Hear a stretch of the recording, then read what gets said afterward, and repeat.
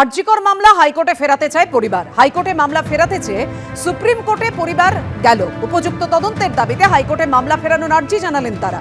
হাইকোর্টে শুনানি চেয়ে সুপ্রিম কোর্টের দ্বারস্থ হয়েছে চিকিৎসকের পরিবার।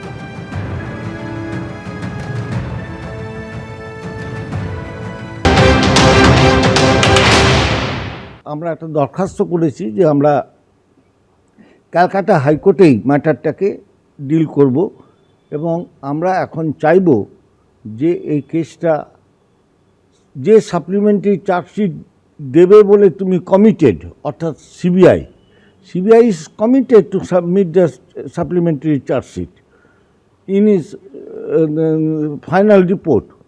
সেই ফাইনাল সেটা যাতে under the monitoring of the Calcutta high court হয় তারই দরখাস্ত আমরা করব। সেই হিয়ারিংটা হবে করেছি এবং that hearing is pending to be heard on 5th of this month. আপনারা কি সঞ্জয় রায়কে মুক্ত করে দিতে চান? তার শাস্তিটাকে ডায়ালুট করে দিতে চান? আপনারা এই নতুন তদন্ত একটা কাল্পনিক একটা বিষয়, বিরোধীরা যেগুলো বিভ্রান্তি ছড়াতে বলছে সেইগুলোকে আপনারা নিজেরা নিজেদের মুখে বসিয়ে বিরোধীদের রাজনৈতিক স্বার্থ চরিতার্থ করছেন কেন? আপনাদের মেয়ের ওপর যে অত্যাচার হয়েছে তার অপরাধীকে কলকাতা পুলিশ ধরেছে, সিবিআই তদন্ত করেছে, শাস্তি হয়েছে, তার বদলে আপনারা যেটা করছেন, আপনাদের বক্তব্য বিবৃতি সকাল বিকেল বদলায় কেন? এই জিনিসটা আপনারা করছেন, দয়া করে বিবেচনা করে দেখবেন। যার জন্য সারা ভারত নয় সারা বিশ্ব রাস্তায় নেমেছে, তো তার বাবা মা চাইবে না যে বিচার হোক, উপযুক্তভাবে বিচার হোক, দোষীদের শাস্তি হোক? কিন্তু সত্য কথা, বিচার কিন্তু হয়নি।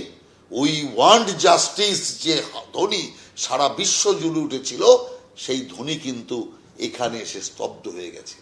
অতএব নির্যাতিতা বা নিহতার মা বাবা যে আবার বিচার চাওয়ার যে আবেদন করছে, তাতে আমি কোনো অন্যায় দেখি না। তৃণমূলে পদ থেকে মন্ত্রিত্ব, কোটি কোটি টাকার খেলা, যে বিস্ফোরক মন্তব্য করেছিলেন মদন মিত্র, বিতর্কের মুখে পড়ে এবার ক্ষমা চাইলেন তিনি।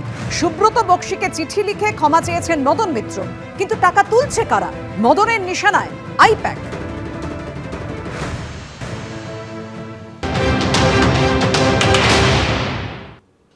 আমাদের পার্টিতে সব কিছু ছিল না।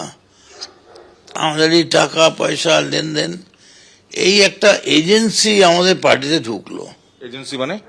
এজেন্সি, অনেকগুলো এজেন্সি, মানে ভোট কুশলী সংস্থা, যেটা ভোট কুশলী সংস্থা, তারা নাকি জিতিয়ে দেবে। বিভিন্ন জায়গা থেকে নাম কালেক্ট করে টাকা তোলা।